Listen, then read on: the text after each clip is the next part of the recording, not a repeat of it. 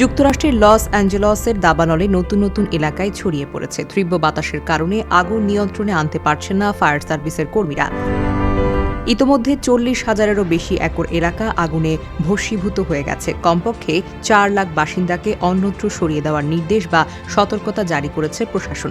দাবানলের সর্বশেষ খবরে CNN জানিয়েছে, ভয়াবহ দাবানলে এখন পর্যন্ত অন্তত 10 জনের মৃত্যু হয়েছে, আহত হয়েছেন অসংখ্য মানুষ। এছাড়া পুড়ে ছাই হয়ে গেছে 10,000 বাড়ি ঘরসহ অন্যান্য অবকাঠামো। গত মঙ্গলবার ক্যালিফোর্নিয়ার লস অ্যাঞ্জেলেসে আগুনের সূত্রপাত হয়। ভিন্ন ভিন্ন 5টি এলাকায় দাবানল দেখা যায়। স্থানীয় সময় বৃহস্পতিবার রাত পর্যন্ত এই 5 স্থানে দাবানল সক্রিয়ভাবে জ্বলছিল। এর মধ্যে 2টি দাবানল লস অ্যাঞ্জেলেসে শহরের একেবারে গায়ে হওয়ার কারণে সবচেয়ে বেশি ধ্বংসের কারণ হয়ে পড়ে। এই 2টি দাবানল শহরের বাড়িঘরে ছড়িয়ে পড়ে এবং স্থানীয় কর্তৃপক্ষের দাওয়া হিসেবে আগুনে এখন পর্যন্ত প্রায় 10,000 স্থাপনা ধ্বংস হয়ে গেছে।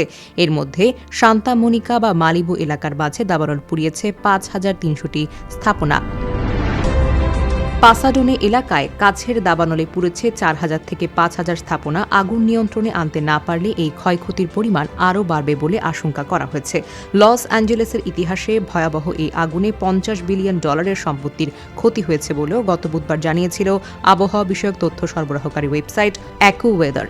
একদিন পরেই তা বেড়ে 3 গুণ হয়েছে। ওয়েবসাইটটির বৃহস্পতিবারের তথ্য অনুযায়ী আগুনে এখন পর্যন্ত $135 থেকে $150 বিলিয়ন সম্পদের ক্ষতি হয়েছে। ভয়াবহ দাবানলের আকারে ছড়িয়ে পড়ার পেছনে অন্যতম কারণ হল ঝড়ো বাতাস।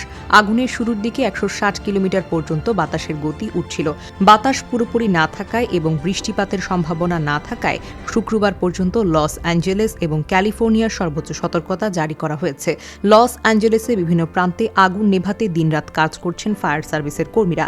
বিভিন্ন স্থানে উড়োজাহাজ হতে পানি ফেলতে দেখা গেছে, তবে তেমন অগ্রগতি পাওয়া যায়নি। গতকাল সকালে ফায়ার সার্ভিসের পক্ষ থেকে জানানো হয়েছে, লস অ্যাঞ্জেলেসের আগুনের মাত্র 6% নিয়ন্ত্রণে আনতে পেরেছে তারা।